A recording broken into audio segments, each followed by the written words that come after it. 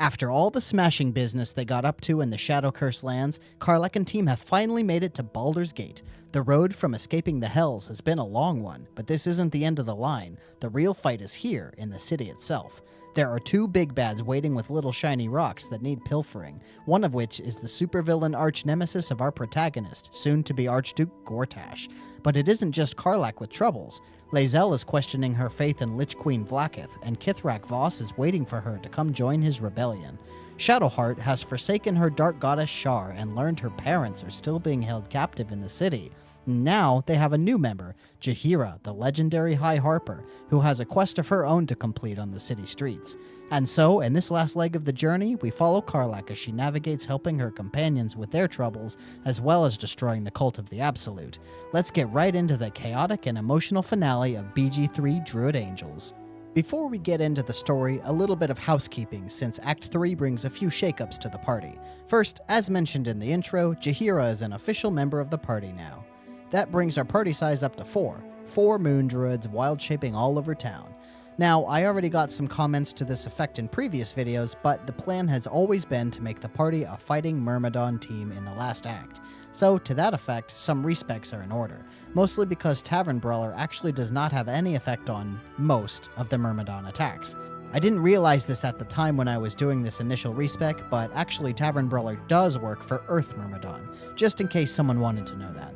So here are the assignments. You could probably already guess how I'm going to do this because it's pretty obvious. First, Karlach, our fiery friend. I couldn't ask for a better choice for her than Fire Myrmidon. It has haste, it has burn, it has proficiency bonus on its attacks. Chef's kiss. Next, let's talk about Lae'zel. So far, Lae'zel has had a bit of an eclectic array of wild shapes. First, Badger. Thankfully, that was short-lived. Next, Dire Raven, where she spent most of her career. And finally, Dilophosaurus for just the duration of the Mind Flayer colony. Well, if any of those seem to align best with Lae'zel, it would have to be Raven, so I went for an air theme for her going forward. Lae'zel is going to be the Air Myrmidon, which I honestly think is the most powerful one anyway. It has day-long invisibility, lightning damage on attacks, and can stun with its attacks too. The crowd control is just nuts. Next, we move on to Shadowheart. Really, I thought that Water Myrmidon worked best for her because her traditional role is Cleric, and Water is the most healy of the Myrmidons. But I do think it works out anyway because the Water Myrmidon has pretty strong trident attacks with additional ice damage, so that means she graduated from Saber-Toothed Tiger in Act 2, the highest DPS animal wild shape at the time, to now Water Myrmidon, which also has pretty high damage per strike. And finally, Jaheira. Again, there really isn't a better option for her than Earth Myrmidon. She's the only one of the group that is actually normally a druid by default, so she has a strong affinity for nature baked into her character. Earth Myrmidon has some quirks to it. First, it doesn't use a weapon, so as previously mentioned, Tavern Brawler actually works here. Second, it can't fly. This is actually a little bit of a nuisance since that means areas with a lot of platforming, such as the Astral Prism, are much more difficult for her to traverse. And it also has an ability that doesn't cost an action, only movement speed, but makes her significantly more tanky. So that means Jaheira will probably do a lot of frontlines tanking as Earth Myrmidon during combat. Since she is new to the party and we haven't discussed her role yet, I looked over the gear available in what hasn't really been covered as a party role and landed on Healer for her.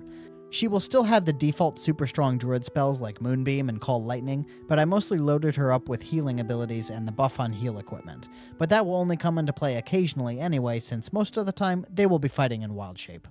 Okay, that was a lot to go over. It actually took me almost an hour real time to respec the whole party. But now that everybody's all set up, Karlach goes to bed for the night and thinks about how she will proceed with her quest in the city. I chose Karlach's unique option here, which basically is just kill Gortash. Very fitting.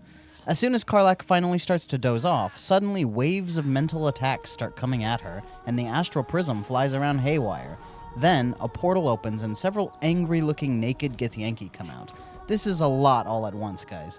Karlach sees the portal as an escape from this horrible situation and sprints past all these Gith weirdos to get in there as fast as possible.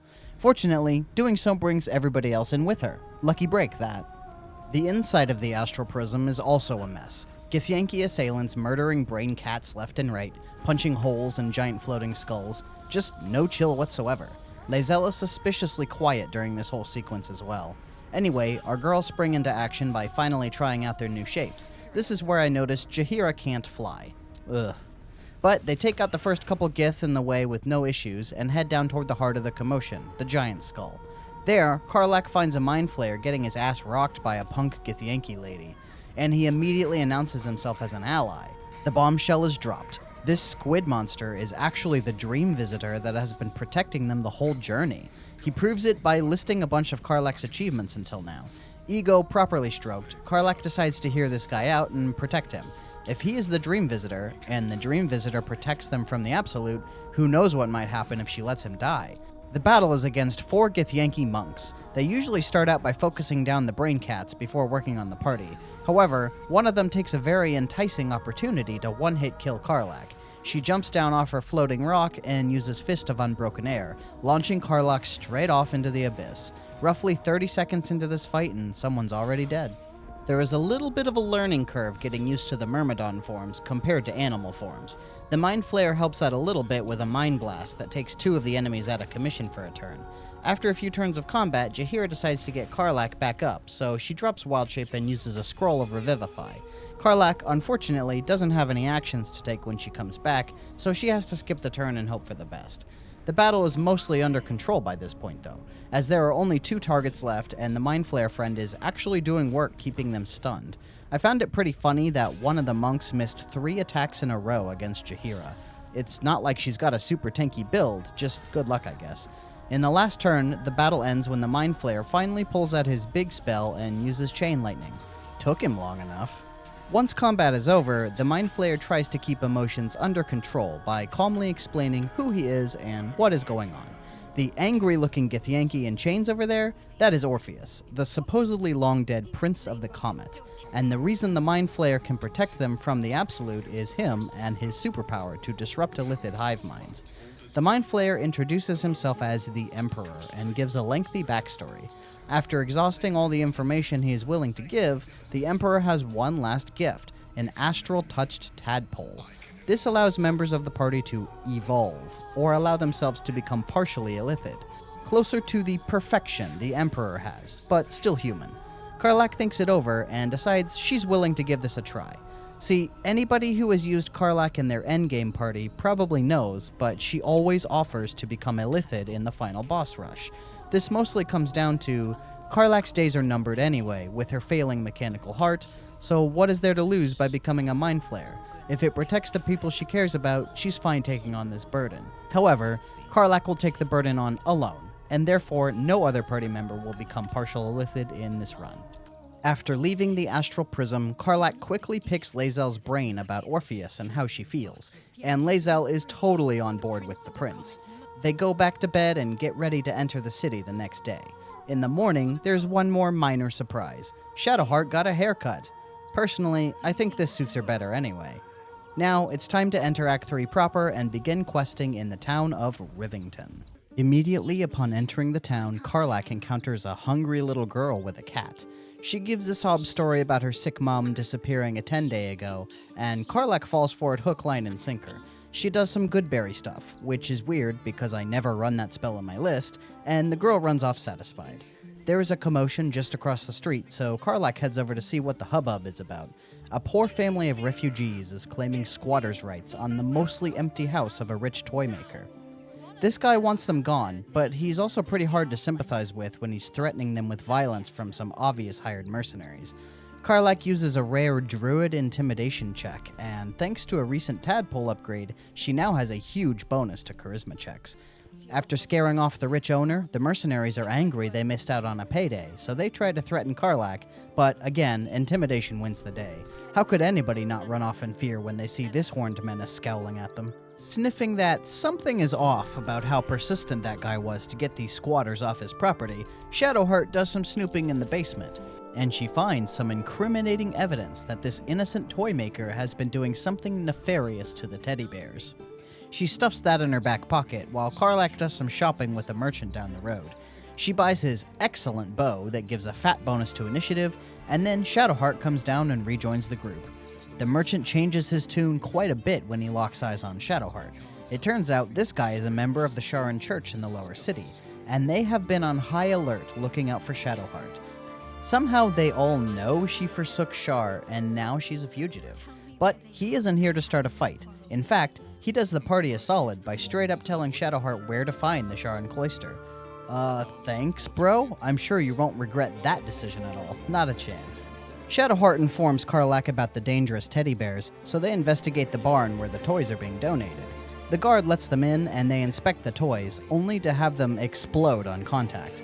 Well, I guess better us than innocent children. There will certainly be some words exchanged with this Arthur fellow in the near future, once Karlach grows her eyebrows back. Around back of the barn, Karlach talks to a flaming fist, only for him to start saying some extremely suspicious, violent things. Turns out, this is Auron the Red, one of the two bosses of this leg of the adventure. She loves a good jump scare, so her favorite pastime is to disguise herself as random civilians and say ultra-violent, creepy things, then transform into her normal zombie lady self, for the lulz. Well, now that they are well acquainted, Karlach moseys on to her next destination, the main drag in town. Here, she finds the dog kennel belonging to one Sword Coast Couriers, a mail service, and the kennel is run by extreme bitch Angry Maria. I mean, you can't really blame her for acting this way when her parents named her Angry, can you? Turns out Scratch, the bestest boy in all of Faerun, is an employee of this courier, but he is clearly not down to clown with coming back to work here. He got a much better offer with Karlach, so she does some more druidic intimidation to get the kennel mistress to back down on her claim of ownership, and then does it again to get her to leave the kennel altogether, to which the other dogs are extremely grateful. Good riddance. A little ways up the street is the entrance to the extraplanar circus. Karlach is always ready for a good bit of fun, so she tries to get inside, only for the ghoul at the gate to say she stinks. That's pretty uncool, dude. Karlach took a shower today. Probably. Once again, intimidation wins the day, and she gets to go inside despite this little setback. In the circus, Karlach and Shadowheart take a love test with a dryad, and this goes poorly. Turns out I forgot all the answers to this, and Shadowheart walks off in a huff. Whoops.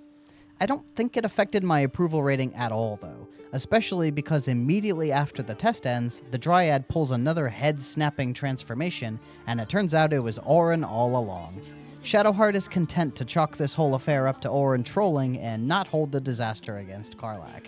Karlach goes to visit an old favorite show of hers, the comedic stylings of Dribbles the Clown. Because with him, anything is possible. Way! What? Shut up. And what luck, he invites her on stage to participate in the act, the dream of a young Baldurian girl. Then he starts saying some weird things about being special or whatever, and then Bitey Buddy, bites her. This isn't really going like she hoped it would. Dribbles whips out a clown hammer and combat starts. This is a good opportunity for the group to really test out how strong the myrmidons are.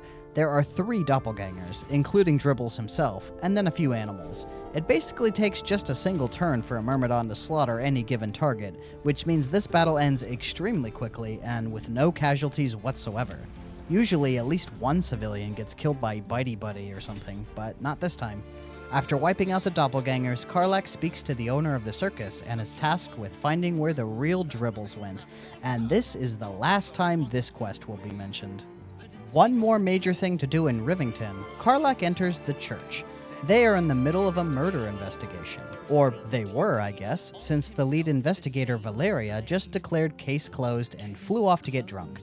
The head sister is not at all satisfied with this result, though, and tasks Karlach with finding the real killer.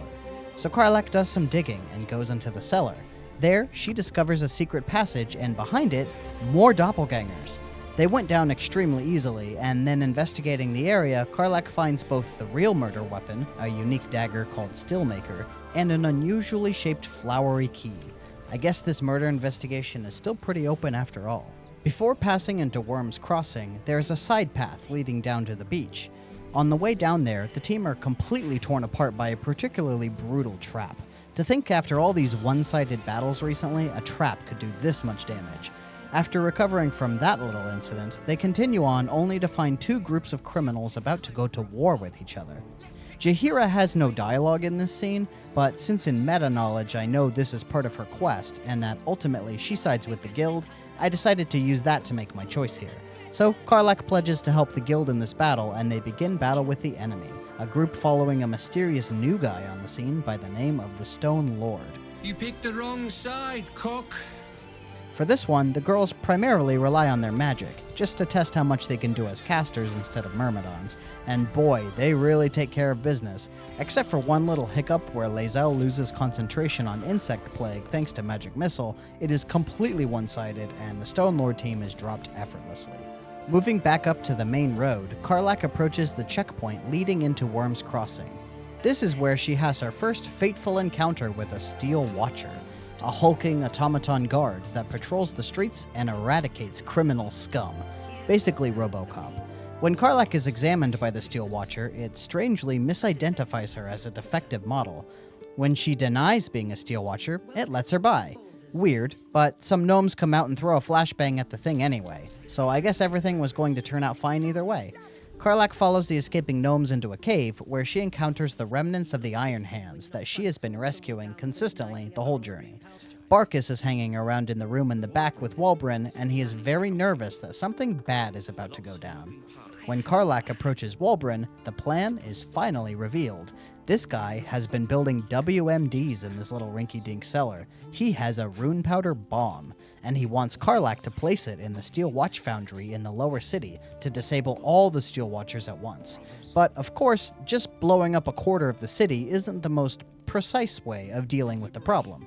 A lot of innocent people will be killed. So Karlach gladly takes the bomb as a last resort, but agrees to find a more diplomatic solution to the problem, or at least a less devastating one. Back in Wyrm's Crossing, Karlach takes the key she found and investigates the presumed source for it, Frego's Flophouse. In the loft, there is a wardrobe with a locked door in the back, and the key opens it, revealing a hidden chamber, very clearly the secret lair of a serial killer. And while looking through his collection of body parts and incriminating manifestos, they find a bloodstain, coming from a corpse stashed under the bed. This corpse belongs to a dwarf by the name of Fionn. Well, at least she was found by someone. Expert, but I don't think vampire spawn should be able to do that. Across the street at the brothel, the proprietress mentions one of her best employees is a female dwarf by the same name, so it seems only right to report the details of her demise.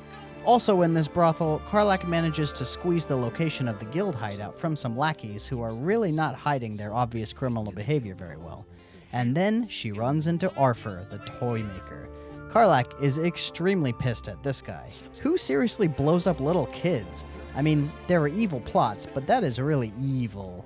She gets the location of the people who put him up to this, then sends him to prison to await justice. Probably.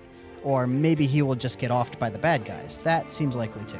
Up the stairs, Karlach runs into Valeria, the weird elephant fairy thing that was investigating the murder in the church.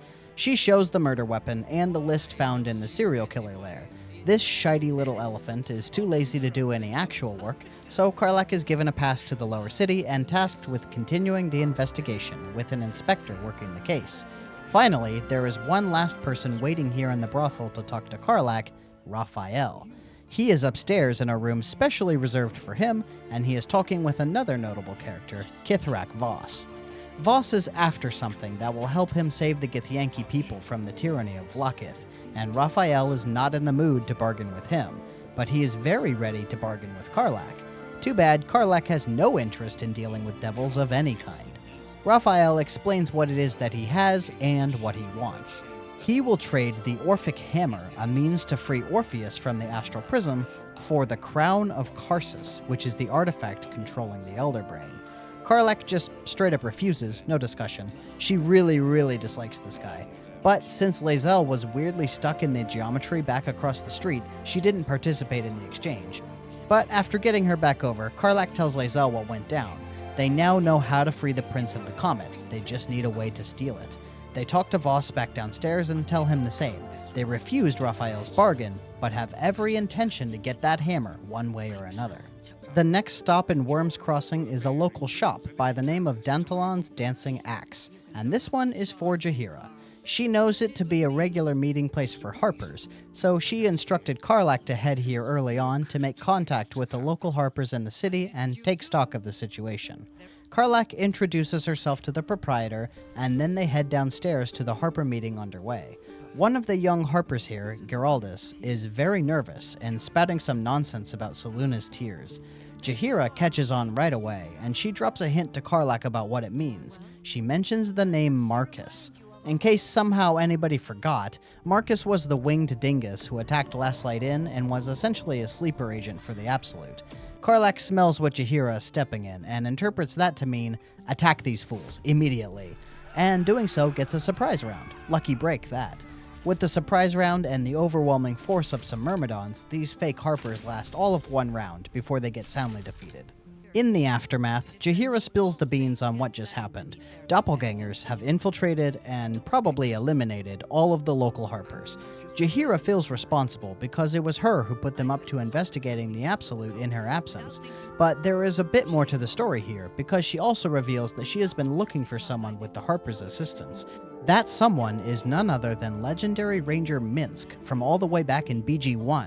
She doesn't have much of a lead yet, but Karlach is all too happy to assist in finding another one of her childhood heroes, for the nostalgia value, of course. Finally done with all the house cleaning in Wyrm's Crossing, it was time to get inside the city, at last. Standing in the way is another checkpoint, but this time Karlach is prepared with a pass, one from Arthur and one from Valeria, take your pick. After crossing the drawbridge, a Steel Watcher once again stops Karlach, though this time things are a little different as Gortash himself takes control of the Steel Watcher to greet her. At first, he treats her the same as he would in any other playthrough, until Karlach has a chance to greet him back, with her typical love of expletives. Expect to see a lot of that word in the near future. It's fine because it's text in a video game, right? Karlach accepts his invitation to witness his inauguration as Archduke, truly the rise of a supervillain. When they finally meet face to face, Gortash is all smiles and pleasantries.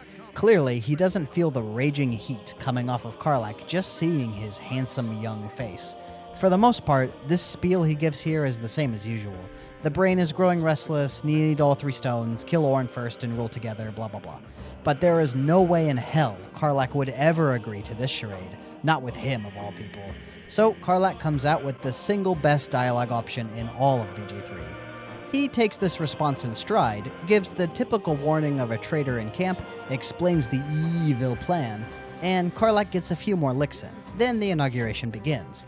And during the course of the inauguration ceremony is where things really fall apart.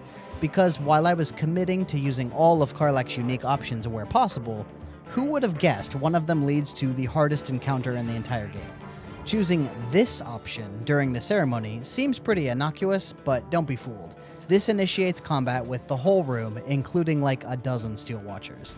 I was completely unprepared for this, obviously, and while I did make an attempt to fight, it didn't take me very long to realize this fight was absolutely not going to happen. Fortunately, I make the unintentionally very smart choice of getting Karlach to a safe place on the balcony during her first turn, which meant she was safe from all the violence. Karlach is the only one in the turn order to go before a whole gaggle of Steel Watchers, so I just had to watch on in horror as my team got decimated before they got a chance to react. After what feels like an eternity, Jaheira finally gets her turn. She does her damnedest to kill some dudes with a Cone of Cold, but it really doesn't do enough. She is downed shortly after by a big sword swipe, then killed shortly after that by some AoE damage aimed at Shadowheart, the last hit of which is an attack of opportunity. Oops. By the time Lae'zel gets her turn, I knew this was impossible, so I beat a swift retreat with her, bringing her out to the same balcony as Karlach. When Karlach gets her turn, she takes out a lone guard on the floor below, then goes straight towards the entrance to the lower city to escape. With haste and Myrmidon flight, she manages to get far enough to trigger the escape prompt, guaranteeing that at least one of my party survived this massacre. Now with Karlach safe in camp, I let the battle play out. Shadowheart is the lone stalwart, facing down the army of Gortash completely solo. She tanks a surprising number of hits, to be honest, but it's only a matter of time before this never-ending supply of robots manage to shoot her to death. Lae'zel really is pretty safe out on the balcony. Even the couple Steel Watchers that were smart enough to go out there oddly turn around without hitting her. Weird AI behavior. One monk gets a punch or two, but it isn't enough, and Lae'zel kills him before flying to safety. Myrmidons have a very high amount of mobility with both flight and elemental warp. Now that Lae'zel is safely out of range of any hostility, Karlach can go to work reviving her friends back in camp. So, while the battle still raged on in Wyrm's Rock Fortress, Karlach goes to Withers and asks him for a twofer of resurrections. The corpses of Shadowheart and Jaheira are teleported to safety back in camp and revived, while Lae'zel sits on the bridge below the fortress waiting for her turn. The battle takes forever since there are approximately 1 million enemy combatants, but once Lae'zel finally comes up in the turn order, she just flies a short distance away then flees combat. With that spectacle finally resolved, the team reconvenes in camp and licks their wounds. The result of angering the Steel Watch is that you get an effect called Pursuit Protocol for 20 turns. This basically just means any Steel Watch will be automatically hostile during the duration of the effect, but you can just run out the clock in camp with no penalty. After the battle is over, Lae'zel uses her invisibility and flight to scout the interior of Wyrm's Rock and take stock of the situation. It is a mess of hostile threats. Every single character in the fortress is hostile, except one random merchant in the armory.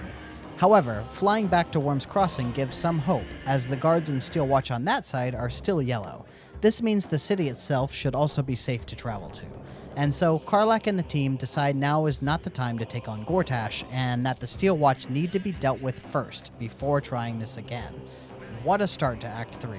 Honestly, I couldn't have engineered a more dramatic event if I tried, and the game did it all for me. The city looks the same as always, so the battle really was contained just in Wyrm's Rock Fortress. This is good. Karlach can still move around and get things done without too much stress. Just in case, she pops into the nearby Flaming Fist compound at Basilisk Gate to see if they have a bounty out for her. This is when she notices a fiery-haired woman shouting at the clearly inebriated Fist taking her statement. It turns out she had her daughter recently go missing from the local pub, but this guard is pretty far gone and isn't understanding a word of what she says. Karlach takes things into her own hands and offers to search for her daughter at the last place she was seen, the Blushing Mermaid. With that quest flagged, Karlach moves on to the nearest safe hideout, the Elf Song Tavern. The Emperor takes a moment to mention this was once a place he used as a base of operations in secret. In the tavern, Karlach finds some familiar faces in the form of Lacrissa and Alfira, some tieflings from the Grove. Then, she goes up to the second level and finds the site of the murder of Duke Stelmane, where Inspector Devella is working. They share conspiracy theories about ballists, and Karlach agrees to investigate the remaining targets on the murder list to try and protect them, starting with the chef in this very tavern. When she approaches the head chef, he starts going on about some rats, clearly a task for level 1 adventurers, not level 10. But whatever, it's not like they can't end a few rats. Hilariously, the rats leveled up almost the whole party to level 11. Level 11 gives access to 6th level spells. For the most part, 6th level spells are pretty lackluster. Most of the time, an upcasted spell with a 6th level spell slot is better. But notably, Druid has the spell Hero's Feast at this level, which is an incredibly strong party-wide, day-long buff. So Karlach grabs that, and everybody else just picks something pretty mediocre. Shadowheart doesn't have her level quite yet, but no biggie. There's a battle coming up that will get enough XP. The Emperor guides Karlach through the basement towards his hideout, behind a secret door. But then they hear the sound of the Quaneth, which means Githyanki hostiles are nearby. They summon the whole crew and head deeper inside to confront their Githyanki assailants. Lae'zel took charge of the conversation and declared she wasn't going to take any crap from these guys, so combat begins. Myrmidons kinda wreck shop in this battle. The guys in charge of summoning backup are taken out almost immediately. The leader of the crew is pretty easy to keep under wraps, and nobody else poses even a minor threat to wild-shaped myrmidons. This battle is probably the easiest Githyanki encounter in the game, since you're so strong by this point, but even so, it was surprisingly easy. Maybe druids are a little too strong? Shadowheart gets to level 11 like the others, and they enter the Emperor's hideout. After listening to him jabber on about his useless knickknacks for hours, they find a door that leads to the sewers. Karlach suddenly gets a strange idea. Poor Halsin hasn't gone out for a walk to go tinkles for quite some time. He probably needs to stretch his legs. So Karlach swaps him in and tells Jaheira to wait a few minutes while they go for a stroll in the sewers. With Halsin in the party, they approach the door deeper into the sewers when suddenly, Yenna? That weird, anemic girl from Rivington who ate Karlach's good berries? What is she doing here?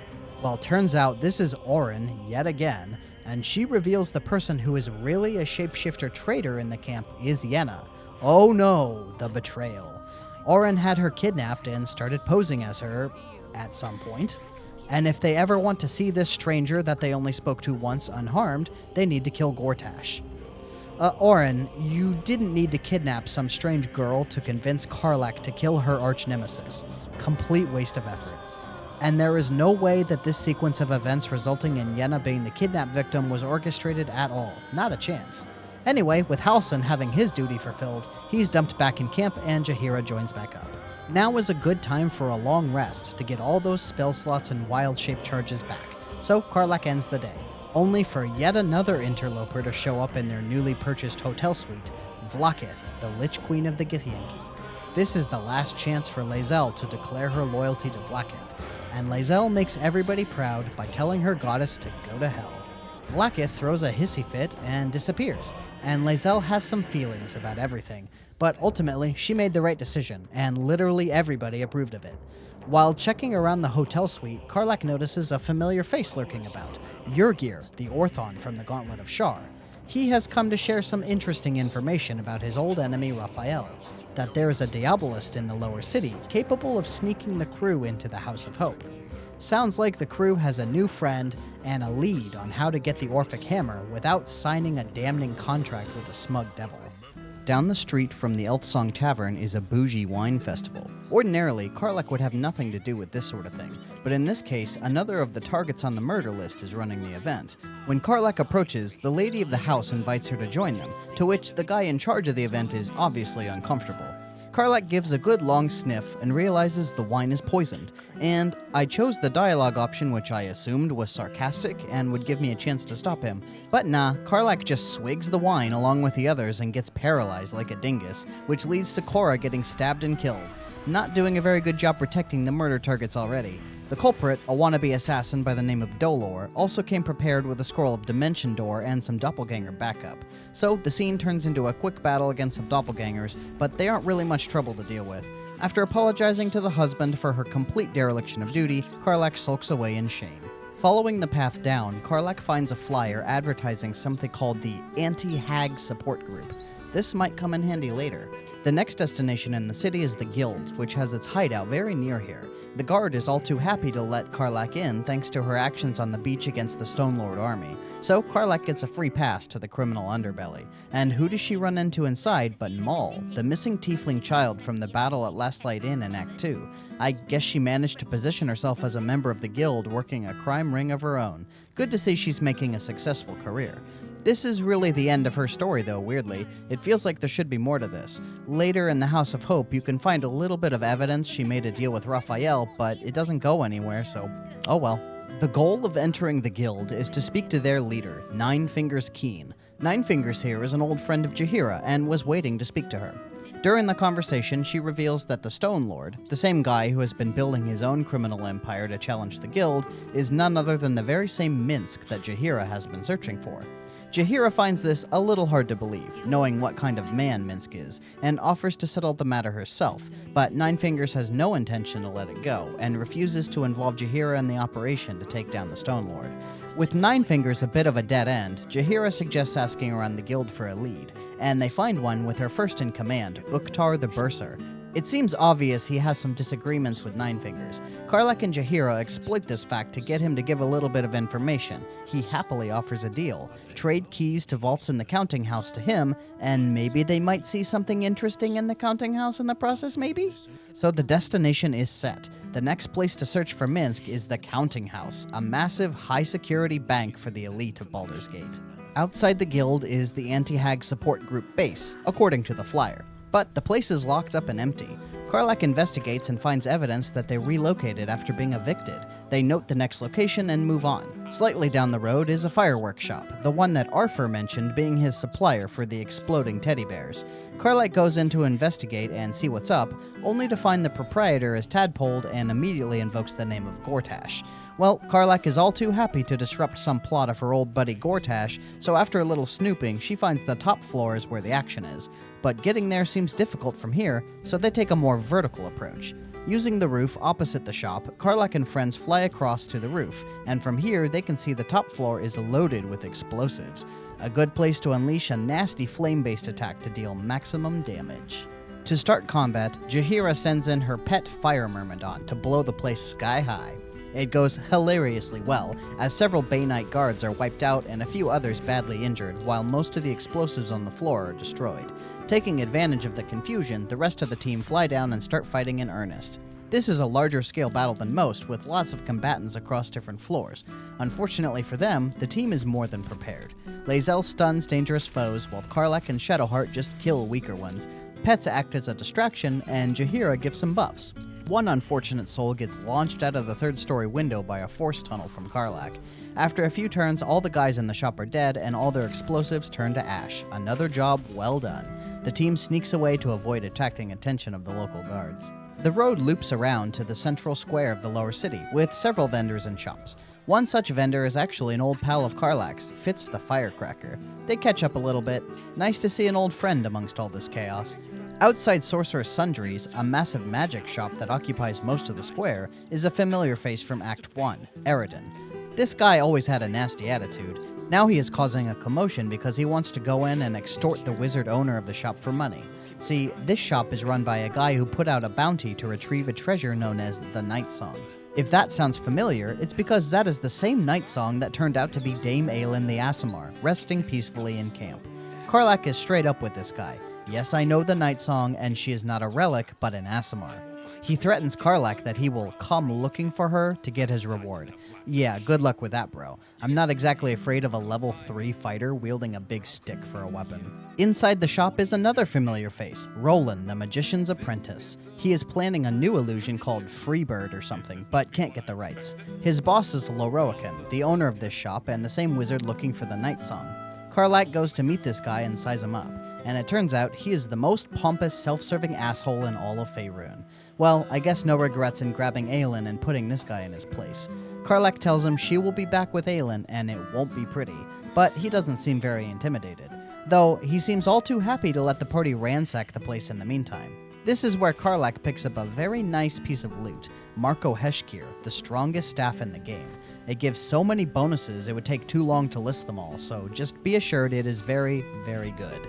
Loroakan will be dealt with later. For now, there are more places to investigate in town. While working towards the next stop, Karlach sees a cobbler and recognizes it as belonging to the parents of one Archduke Enver Gortash. She stops in to see his parents, only to find that they are tadpoled and under mind control. She does a mercy by killing them both because their lives are now a living hell with no control over their bodies, but also because their selfish actions are pretty directly responsible for the current megalomaniac Gortash's behavior. They drop a few tadpoles to eat, and snooping around upstairs reveals a note where Gortash outlines his plan to get the crown of Karsus. Here, he mentions Helsik the Diabolist by name. This must be the same one Jurgir mentioned the night before.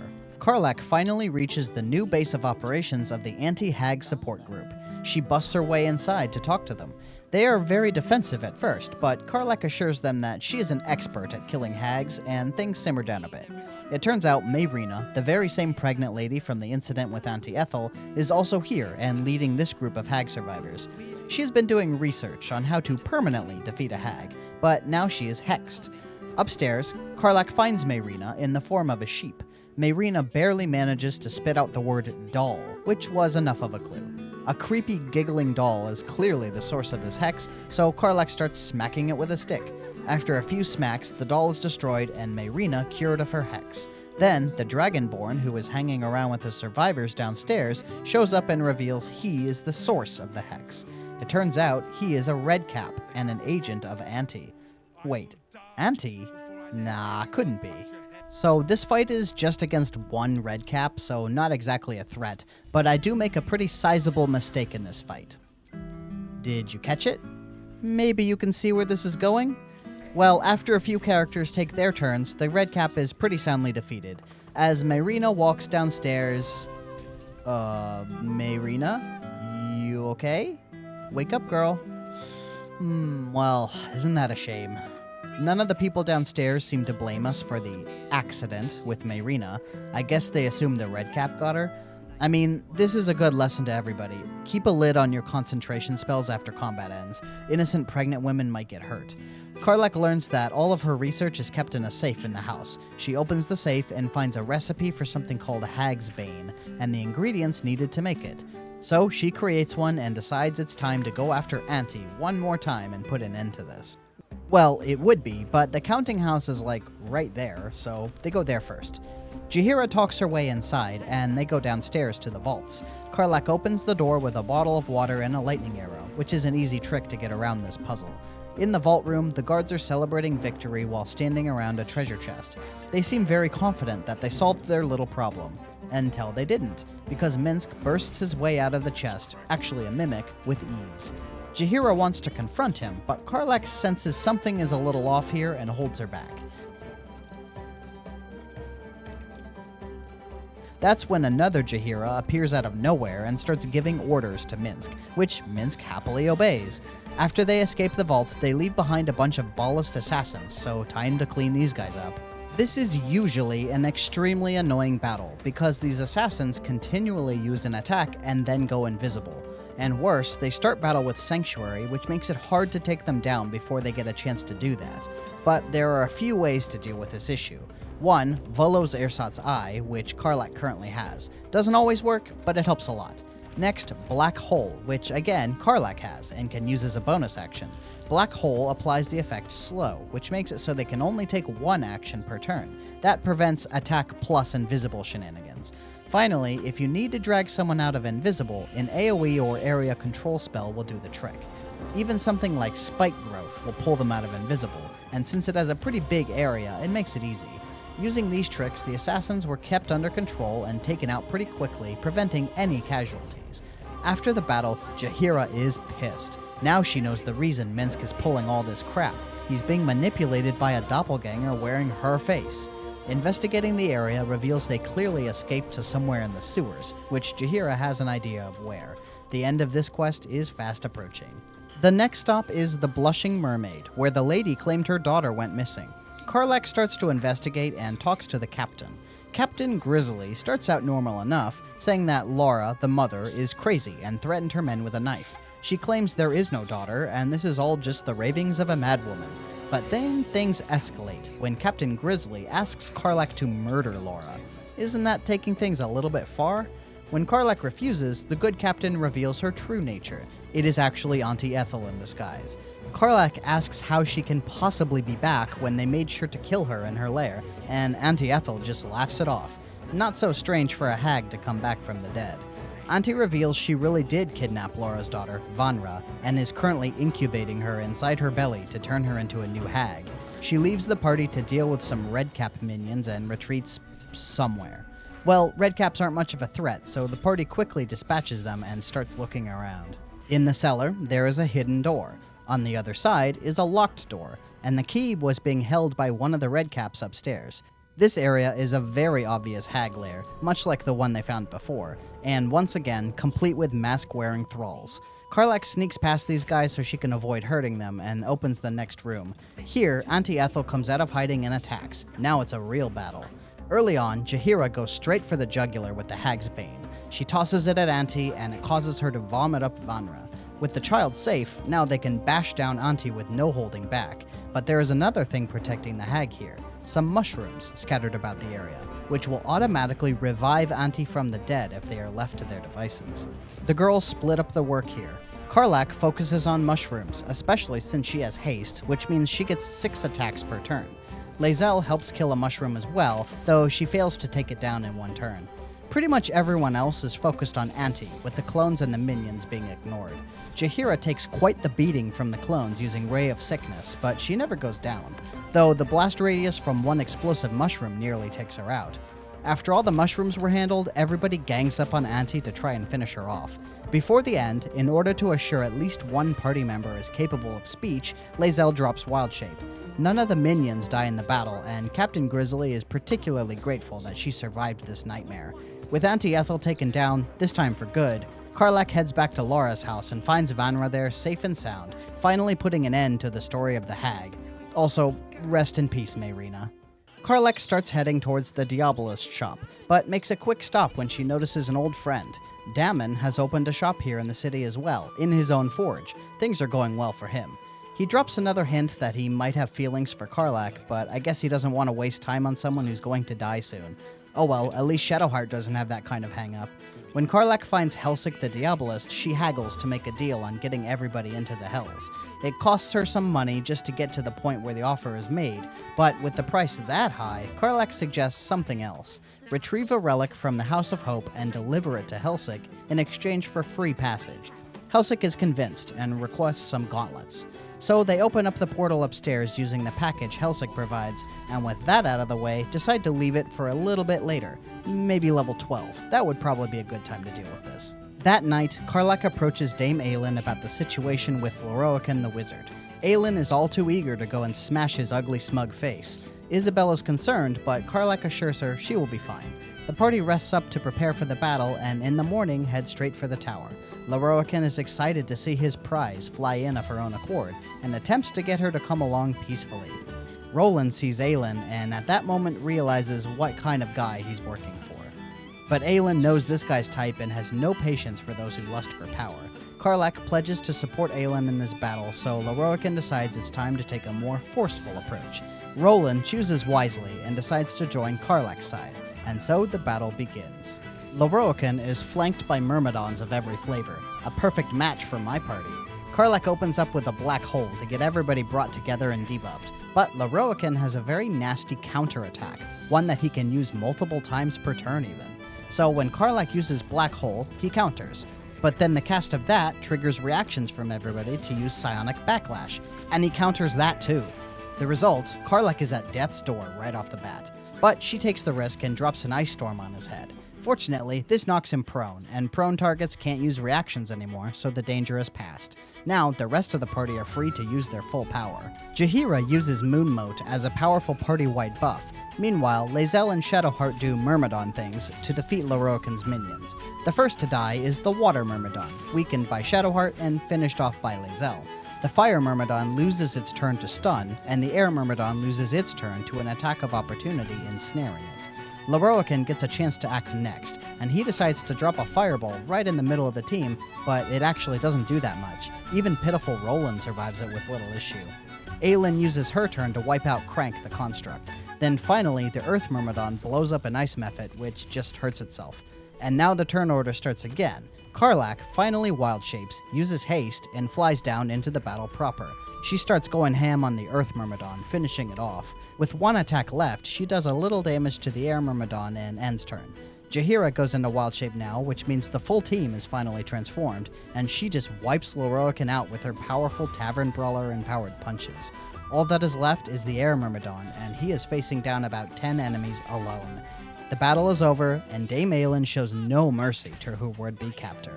After the battle, Aelin seems uncharacteristically sullen, but I honestly don't really get why.